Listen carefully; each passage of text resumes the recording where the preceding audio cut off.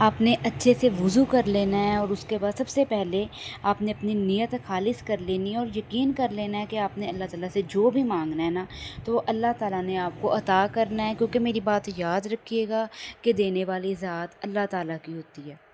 اور آپ یہ وظیفہ کر کے دیکھیے، انشاءاللہ کچھ ہی دن کے اندر آپ کو جو آپ چیز اللہ تعالیٰ سے مانگ رہے ہیں اللہ تعالیٰ وہ عطا کر دیں گے، آپ کو مل جائے گی۔ اور یہ ایک میں نہیں کہہ رہی، یہ بہت سی لوگوں نے، میری بہت سی بہنوں نے یہ وظیفہ کر کے دیکھا ہے، اور بہت برکتوں والا یہ وظیفہ ہے، اور یہ بس استغفار کا وظیفہ ہے۔ آپ اپنے کام کاج سے فری ہو گئی ہیں، آپ نے اپنی نماز ادا کر لی ہے، اور آپ ڈیلی اپنی روٹین بنا لیں، ٹھیک ہے۔ ایک تو آپ اپنے گناہوں کی اللہ تعالیٰ سے معافی اور توبہ طلب کرتی رہیں گی، اور ایک آپ کا وظیفہ بھی ہو جائے گا، اور جو اللہ تعالیٰ سے آپ نے مانگنا ہے آپ اللہ تعالیٰ سے مانگ لیں گی، کیونکہ جب ہم اللہ تعالیٰ کا ذکر کرتے ہیں نا تو ہم اللہ تعالیٰ کے اور قریب ہو جاتے ہیں۔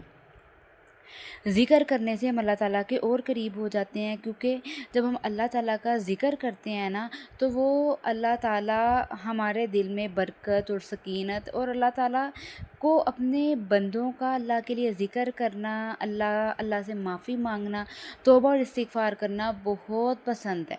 اور لیکن ہماری نیت خالص اور ہمارا یقین خالص ہونا چاہیے۔ بہت بار ہم پریشان ہو جاتے ہیں، میں خود کبھی پریشان ہو جاتی ہوں، کبھی کس وجہ سے ہم ہو جاتے ہیں۔ پہلے تو اسٹڈی کا بڑا پریشر ہوتا تھا، اس کا ڈپریشن ہو جاتا تھا، تو پھر سوچتی تھی کہ کیا کروں، لیکن جب آپ ایک بار استغفار کا وظیفہ سٹارٹ کر لیتے ہیں نا تو پھر آپ اللہ تعالیٰ سے نا جو کچھ مانگتے جاتے ہیں اللہ تعالیٰ آپ کو عطا کرتا جاتا ہے۔ تو آپ نے کیا کرنا ہے، اچھے سے وضو کر لینا ہے، اور آپ نے اس طرح سے کوئی بھی تسبیح لے لیں، یا آپ کے پاس دانے والی تسبیح ہے تو وہ آپ لے لیں۔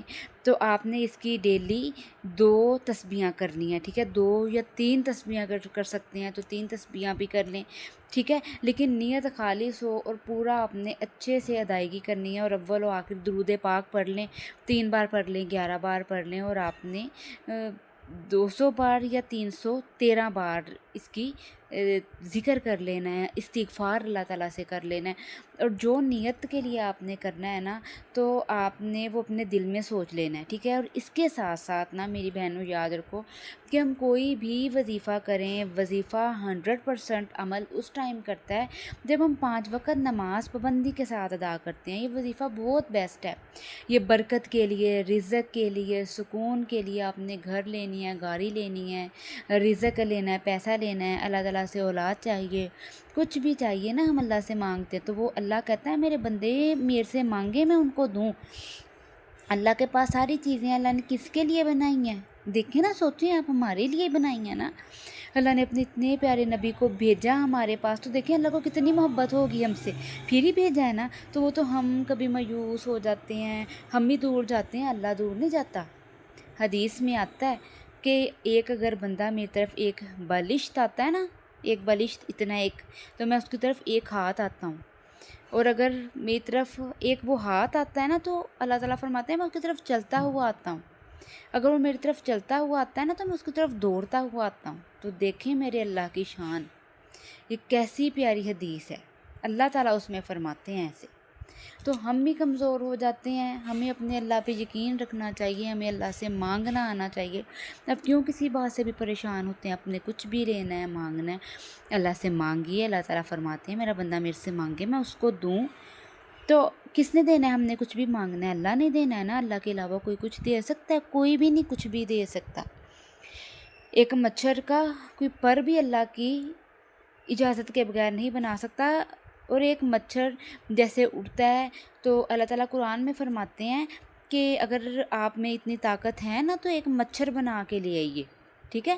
اللہ تعالیٰ اس ٹائم کے نبی کریم صلی اللہ علیہ وسلم کے زمانے کے یہودیوں سے، کافروں سے مخاطب تھے، اس ٹائم کے کافروں سے تھے کہ جو کہتے تھے ہم بڑی طاقت رکھتے ہیں۔ اللہ نے فرمایا اچھا آپ طاقت رکھتے ہو نا تو چلو ایک مچھر بنا کے لے آؤ، تو کیا وہ ایک مچھر بھی نہیں بنا سکے تھے؟ ان میں اتنی طاقت ہی نہیں ہے۔ ایک کوئی بھی کیڑے مکوڑے کو، انسان کو بنانا اور اس کے بعد اس کے اندر جان اور طاقت ڈالنا، یہ بس میرے اللہ کے اندر کے پاس ہی اس کی طاقت اور قوت ہے، کسی کے پاس اتنی جان نہ طاقت قوت کسی کے پاس بھی نہیں ہے، اللہ کے پاس ہی ہے۔